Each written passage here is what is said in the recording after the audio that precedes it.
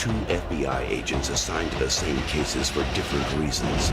No explainable cause of death. Do you have a theory? You believe in the existence of extraterrestrials. One a skeptic, one a believer. Both trying to answer questions that were never meant to be uncovered. I think those kids have been abducted. By who? By what? Seal this up. Nobody sees or touches this. Distinguishing features indicate subject is not human. You've got to trust me. I gotta know what they're protecting. Hold it right there. Between reality and fantasy, You've got to protect me! terror and reason, Mulder, what are they? trust and betrayal, The X-rays and pictures! lie the chilling secrets Mulder, is that you? Mulder? of the X-Files. Agent Mulder, what are his thoughts? Agent Mulder believes we are not alone. The X-Files, a new dramatic series premiering Friday, September 10th on Fox. Salut tout le monde. Donc on se retrouve aujourd'hui comme prévu pour un unboxing. Donc ça va être le déballage d'un livre. Donc ça va être le déballage d'un livre de l'éditeur Huggin et Munin. Donc spécial série X-Files aux frontières du réel. Une série réalisée par Chris Carter, voilà, le créateur de la série. Donc on va voir ça. Donc c'est un gros bouquin, hein. Je pense qu'il doit faire au minimum 150 pages. Voilà, 2 agents, des affaires non résolues, un complot mondial, une série culte, un mythe de la culture pop. I want to believe. Alors, on va s'ouvrir ça et puis on va voir ce qui se trouve à l'intérieur. Comme toujours, on prend de quoi ouvrir.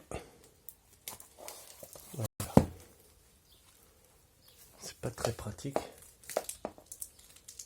Voilà.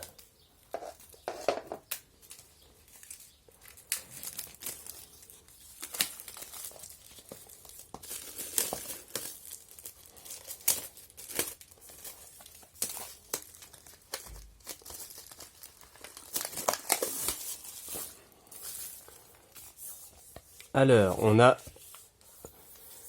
une belle couverture, donc en relief, hein, on sent bien les écritures, hein, ça ressort. Voilà, la vérité est ailleurs. Sur le dos, sur la tranche, on a les écritures officielles de la série The X-Files en anglais. Et à l'arrière, on a un récapitulatif en fait de la série et de ce qui s'est passé en fin de compte. Suite à la série, hein. Ça je vous laisserai le regarder par vous-même. Et nous, ce qui nous intéresse, c'est ce qu'il y a dans le livre. Alors, quand on l'ouvre, ça donne ceci. Voilà, on a une enveloppe genre comme ça. Alors, Flight the Future. À l'intérieur, on a quoi? Alors, Airport Toilette, The Lone Gunman. Donc ça c'est la série en parallèle de X-Files qu'ils avaient fait un petit peu après. Voilà, c'est le journal en fait. Donc c'est des facs simulés. Ensuite on a quoi? Bon ça, je sais pas ce que c'est, mais voilà, vous me direz. Hein. On en a encore un autre.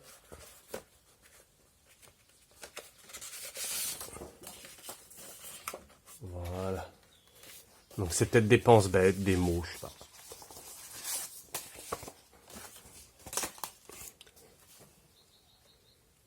Donc là, on a ici une photo de tournage. Donc je pense que lui, c'est Chris Carter avec Gillian Anderson. Donc sûrement un petit briefing pendant le tournage. Et on a même une photo de George W. Bush. Voilà. Alors... Voilà le livre. Je vais pas vous montrer toutes les pages parce que je pense que le livre il a pas mal de pages quand même. Mais après ce que je peux voir, ouais, on est à au moins 250 pages. Donc voilà, l'agent Dana Scully et Fox Mulder, donc interprété par David Duchovny ou Duchovny, hein, et Gillian Anderson.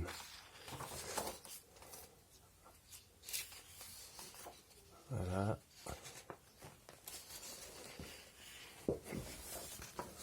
Donc il y a beaucoup de photos au début.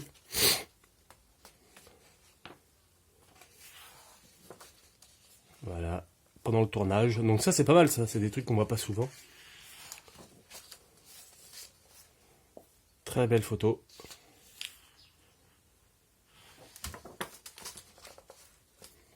Voilà, l'éditeur c'est Hugin et Munin. Donc j'ai déjà pas mal de livres. Voilà. Et voilà, les dossiers complets. The X-Files, les dossiers complets.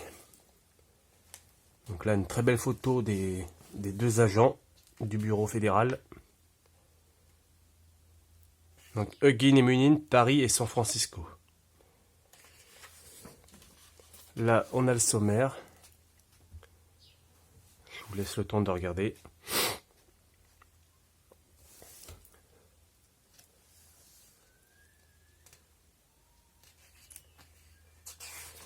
Alors, ensuite, voilà la préface de J.J. Abrams. Donc, faut savoir que J.J. Abrams, il était producteur sur cette série-là, hein, déjà à l'époque. Avant tous les Star Wars, la guerre des mondes, Mission Impossible 3 ou quoi que ce soit. Hein. Donc, il était déjà connu. Hein, et puis, même, je crois qu'il avait même produit, je crois, une partie, je crois, de la série Alias avec Jennifer Garner, je crois. Voilà, Chris Carter. Donc, on va y aller un peu plus vite, hein, sinon la vidéo va durer 3 heures. Donc, l'introduction. Voilà. Première partie, le développement de X-Files.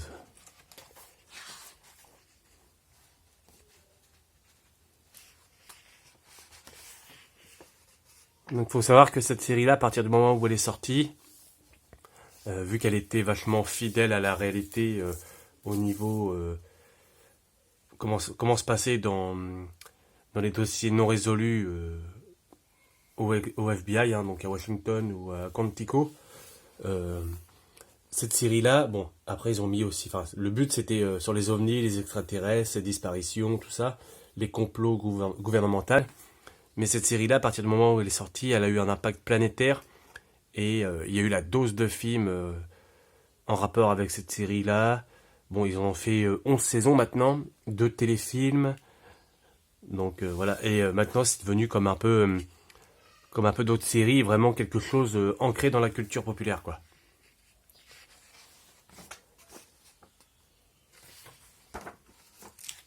Bon, on va aller un peu plus vite et puis on va aller voir ce que c'est, parce que normalement je crois qu'il y a d'autres... Alors ça c'est Dooms, je me rappelle de lui. C'était peut-être dans la fin de saison 1 ou début de saison 2, un truc comme ça. Voilà, Skinner, le directeur du FBI. Bah, c'était fin de saison 1 de Dooms. Donc, on va aller voir. Normalement, il y a... Alors, je sais pas si c'est ici. Oui, c'est ici. Voilà, on va aller tout de suite à la fin pour le moment. Voilà, on va aller ici. Et on a une autre enveloppe. Alors, cette enveloppe... C'est en fin de compte, donc là on voit un visuel avec un X et une lumière qui vient éblouir le X. En fin de compte, c'est l'affiche du film X-Files Régénération. On va ouvrir ça et normalement, si je ne me trompe pas, il devrait y avoir des affiches dedans. Voilà, c'est bien ça. Alors... Ah voilà, on a bien l'affiche hein, du film X-Files. C'est comme ça. Voilà, ça c'est pas mal. Là, on en a une autre. Flight the Future.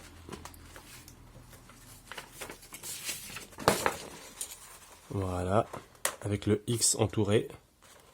Au loin... une balançoire en plein milieu du désert et le X fait office soit de lumière étrange, soit d'aurore boréale, comme on veut. En plein milieu du désert, sûrement américain. Style zone 51. Et là, on a bien sûr l'affiche mythique I Want to Believe qu'on peut retrouver dans le bureau de Mulder.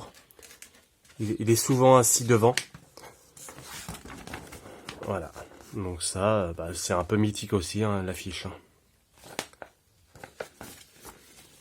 Voilà. Alors voilà pour les facsimilés. Et ensuite on retrouve à l'arrière une photo donc avec The Lone Gunman, donc les 3 acteurs de la série. Lui, l'homme à la cigarette, Scully, Mulder. Et donc là je vois pas trop bien de là. Alors je vois pas trop d'ici, mais voilà. Alors aussi effrayant que la 4e dimension, mais en nettement plus sexy, The New Yorker. Donc c'est un journal américain qui a écrit ça. Donc on va revenir à peu près là, hein, pour vous montrer à peu près voilà, les coulisses du tournage, Chris Carter, l'équipe de la série, les maquillages. Voilà, j'y vais à peu près comme ça. Hein. Voilà, les effets maquettisme, encore du maquillage.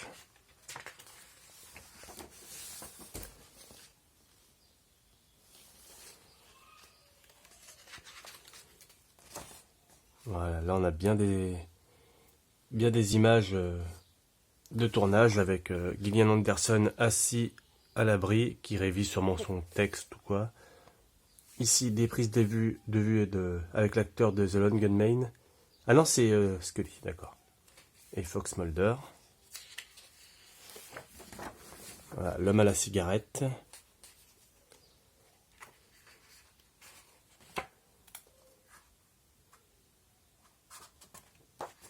Voilà, David Duchovny, l'agent spécial Fox Mulder. Donc on a quand même pas mal de paragraphes à lire.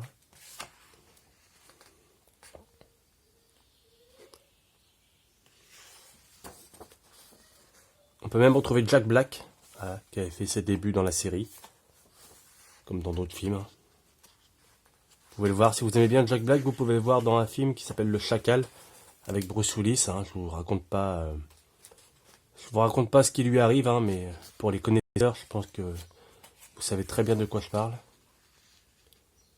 Voilà, les aliens. Non, franchement, très très bonne série, qui a légèrement pris un petit coup de vieux au niveau des effets visuels et même en termes d'infrastructure, de véhicules ou quoi. Il y a un petit peu d'habits, mais sinon elle est toujours autant réaliste. Voilà. Alors là on a Lucy Liu, vous voyez. Et en fait il y avait plein de stars qui n'étaient pas connues à l'époque, ou vraiment très peu connues, qui venaient de commencer leur carrière, qu'on a pu voir jouer dans la série. Donc normalement, si je me trompe pas, c'est bien elle. Hein.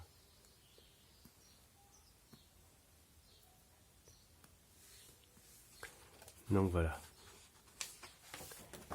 Voilà, lui on peut le retrouver dans Cobra par exemple, ou dans Terminator. Arnold le tue dans le premier Terminator.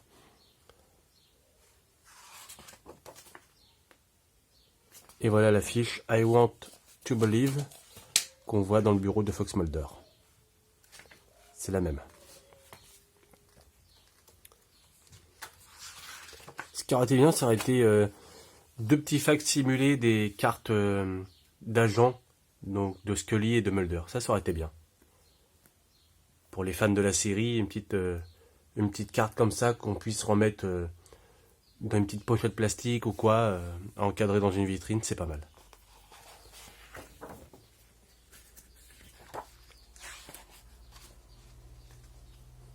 Donc voilà, il y a de quoi lire. Hein. Donc là, on en est déjà à la 93e page. Et il en reste... Voilà, il reste tout ça. Hein. Alors, on a vraiment tout. Alors, on a aussi Robert Patrick, hein, qui avait fait pas une apparition, mais qui avait joué dans la série, je crois, à partir de la saison 4 ou 5, quand Mulder avait disparu. Et c'était pas mal. Moi, j'avais bien aimé Robert Patrick. Voilà.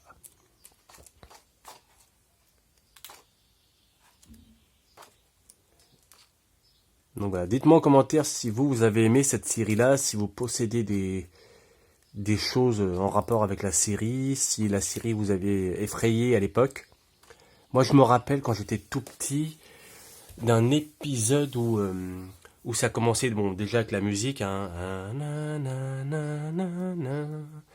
et puis ça commençait dans une petite bourgade américaine, et en fin de compte, on rentrait dans une maison genre en travelling. La maison était silencieuse, et il y avait un gamin qui avait son paquet de céréales, il le versait dans un bol, il mettait du lait, enfin, ou ses parents mettaient du lait, je sais plus très bien, et en fin de compte, c'était des vers de terre ou quoi dans le bol, et ça m'avait pas forcément effrayé, mais on va dire dégoûté. Quand j'étais petit, je me rappelle, je voulais plus manger de céréales, quoi. Je m'imaginais à chaque fois, je revoyais cette scène-là. Donc voilà, c'est pour ça. Après, je sais pas si vous, ceux qui ont à peu près le même âge que moi, donc aux alentours de moins de 30 ans, quand vous avez vu cette série-là plus petit, si vous avez des anecdotes comme ça, d'une scène ou quoi, qui vous avait effrayé dans la série.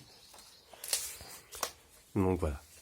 Donc je vais vous donner le nombre exact de pages. Alors, si je me gourre pas, là on est à 255, donc là 6, 7, 8, 9. Ouais, on est facilement... Alors attendez, c'est même marqué là.